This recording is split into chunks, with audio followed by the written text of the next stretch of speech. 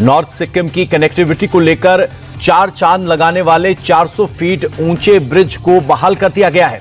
रक्षा राज्य मंत्री संजय सेठ ने इसका उद्घाटन किया। 28 किलोमीटर लंबे ब्रिज की मदद से चोंगथांग से लाचेन जाने वाले लोगों को बड़ी राहत मिली है। बताते चले कि 2024 में आई आपदा के बाद पुल क्षतिग्रस्त हो गया था। बीआरओ और स्थानीय प्रशासन ने कड़ी मशक्कत के बाद इस पुल को रिस्टोर किया है। महाराष्ट्र की डिप्टी सीएम सुनेत्रा पवार को एनसीपी अजित गुट की राष्ट्रीय अध्यक्ष चुन लिया गया है। कार्यकारिणी की बैठक में सभी नेताओं की सहमति से फैसला हुआ। सुनेत्रा पवार के नाम का प्रस्ताव प्रफुल्ल पटेल की तरफ से रखा गया, जिस पर सभी नेताओं ने सहमति जताई। बता दें कि पिछले महीने हुए प्लेन हादसे में अजीत पवार का निधन हो गया था। तब से ही पार्टी के राष्ट्रीय अध्यक्ष का पद खाली था। जेएनयू के बाहर एक बार फिर बड़ा बवाल हो गया। वाइस चांसलर पर दलितों के अपमान का आरोप लगाकर एनएसयूआई ने जमकर नारेबाजी की और उनका इस्तीफा मांगा। यूजीसी नियमों की आलोचना करने पर भारी हंगामा देखा गया। प्रदर्शन कर रहे स्टूडेंट्स की पुलिस से तीखी भिड़ंत भी हुई। कई छात्रों को हिरासत में लिया गया। मौके पर भारी फोर्स को तैनात किया गया। भारत में महिलाओं के स्वास्थ्य को लेकर एक ऐतिहासिक कदम उठाया जा रहा है। केंद्र सरकार जल्द ही देश भर में 14 साल की बच्चियों के लिए मुफ्त एचपीवी वैक्सीनेशन प्रोग्राम की शुरुआत करने जा रही है। मकसद महिलाओं को सर्वाइकल कैंसर जैसी गंभीर बीमारियों को जड़ से खत्म करना है। गवर्नमेंट हेल्थ सेंटर पर ट्रेन्ड मेडिकल अधिकारियों की निगरानी में टीकाकरण होगा।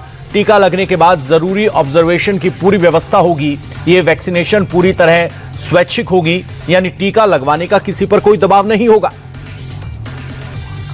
अजित पवार प्लेन क्रैश मामले में महाराष्ट्र सीआईडी का बयान सामने आया है। एजेंसी के मुताबिक हादसे से जुड़े कई अहम सबूत इकट्ठा कर लिए गए हैं। जांच प्रोफेशनल तरीके से की जा रही है। हादसे के वक्त प्लेन में तोड़फोड़ या आपराधिक लापरवाही के एंगल से भी तफ्तीश की जा रही है। बताते चले कि 28 जनवरी को महाराष्ट्र के बारामती में पूर्व डिप्टी सीएम अजित पवार का प्लेन क्रैश हो गया था। प्लेन में सवार सभी 5 यात्रियों की मौत हो गई थी। दिल्ली में फर्श बाजार इलाके में फायरिंग की वारदात कैमरे में रिकॉर्ड हुई है। बाइक सवार 2 बदमाशों ने घर के बाहर गोलीबारी की और मौके से फरार हो गए। वारदात के बाद इस इलाके में दहशत का माहौल है। पुलिस फायरिंग के मकसद की जांच कर रही है। साथ ही सीसीटीवी के आधार पर आरोपियों की धरपकड़ को लेकर अभियान चला रही है। पश्चिम बंगाल के सिलीगुड़ी में आदिवासी समाज के मार्च के दौरान भारी हंगामा हो गया। ममता सरकार के खिलाफ नारेबाजी कर रहे लोगों को पुलिस ने खदेड़ा। प्रदर्शनकारियों पर वाटर कैनन का इस्तेमाल भी किया गया। आंसू गैस के गोले दागे गए। टीएमसी राज में आदिवासी समाज पर अत्याचार का आरोप लगाकर ये लोग बंगाल सरकार का दफ्तर तक मार्च कर रहे थे, लेकिन पुलिस ने इन्हें बीच रास्ते में ही खदेड़ दिया। गुजरात के सूरत में स्टील कंपनी के कर्मचारियों ने जमकर बवाल काटा। सैलरी बढ़ाने की मांग को लेकर हड़ताल पर उतरे कर्मचारी अचानक भड़क गए। तोड़फोड़ और आगजनी हुई। 10 से ज्यादा गाड़ियों को फूंक दिया। प्रदर्शनकारियों ने पुलिस टीम पर हमला कर दिया, जिसमें महिला डीएसपी घायल हो गई। पुलिस ने भीड़ पर काबू पाने के लिए आंसू गैस के गोले दागे। पुलिस ने 20 से ज्यादा कर्मचारियों के खिलाफ एफआईआर दर्ज की। गुजरात के सूरत में पुलिस और गोरक्षकों पर गांव वालों ने जानलेवा हमला कर दिया। हमले में 2 पुलिसकर्मियों समेत 3 लोग घायल हो गए, जिनका अस्पताल में इलाज चल रहा है। पुलिस कई लोगों को हिरासत में लेकर पूछताछ कर रही है। दरअसल हथौड़ा गांव में गोहत्या की खबर पर पुलिस मौके पर पहुंची थी। साथ ही गोरक्षक दल के लोग भी थे। इनके पहुंचते ही गांव वालों ने अचानक हमला कर दिया। अमेरिका, थाईलैंड और साउथ कोरिया की सेनाओं ने थाईलैंड के नेवी ट्रेनिंग फील्ड में संयुक्त ऑपरेशनल ट्रेनिंग की, जो 2026 के कोबरा गोल्ड अभ्यास का हिस्सा है, जिसमें किसी भी तरह के हमले को नाकाम करने की सैनिकों की ड्रिल है। इस एक्सरसाइज का मकसद हिंद प्रशांत क्षेत्र में समुद्री सुरक्षा को और मजबूत करना। बता दें कि इस सैन्य अभ्यास में 30 देशों के 8000 से ज्यादा सैनिकों ने हिस्सा लिया। पेरू में भारी बारिश और लैंडस्लाइड से भयंकर तबाही हुई है, जिसमें कई जिलों में घर, सड़कें और वाहनों को भारी नुकसान पहुंचा है। हजारों की संख्या में लोगों को दूसरी जगहों पर शिफ्ट किया गया है। फिलहाल स्थानीय प्रशासन सड़कों से मलबा हटाने, रास्तों को दोबारा शुरू करने में जुटा है।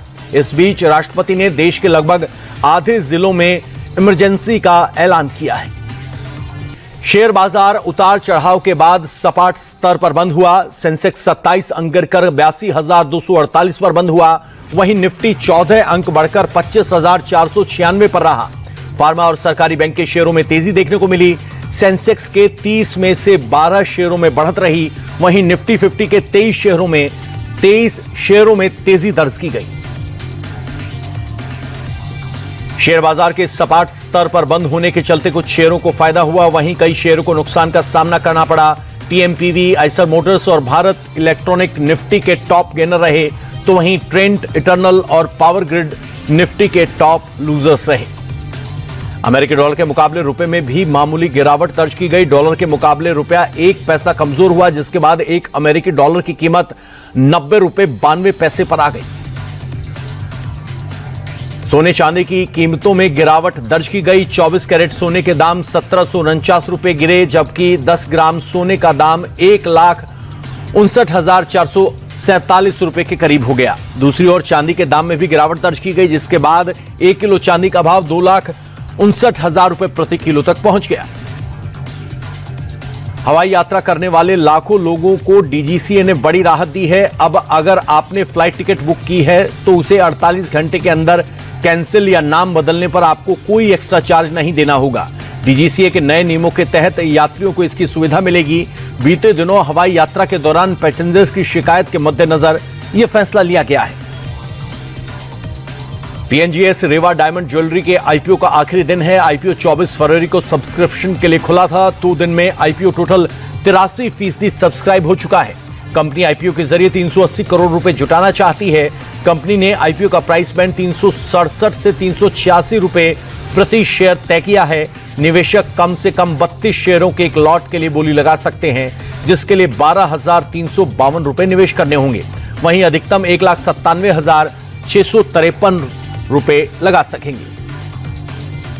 समन मिलने के बाद अनिल अंबानी मुंबई में ईडी दफ्तर पहुंचे, जहां उनसे मनी लॉन्ड्रिंग केस में पूछताछ हुई। इसके पहले ईडी ने अनिल अंबानी के मुंबई स्थित बंगले अबोर्ड को अटैच किया।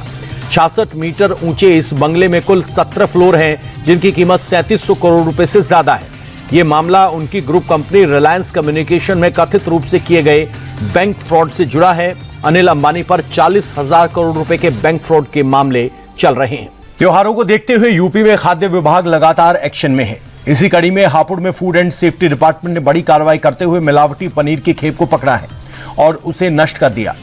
जब्त पनीर करीब 7 क्विंटल था, जो कि संभल से दिल्ली ले जाया जा रहा था। तो वहीं दूसरी तरफ कानपुर में भी रेलवे स्टेशन के बाहर फूड सेफ्टी विभाग ने 900 किलो खराब खोया पकड़ा, जो कि इटावा से पैसेंजर ट्रेन से लाया जा रहा था। खोए में रिफाइंड ऑयल की मिलावट पाई गई।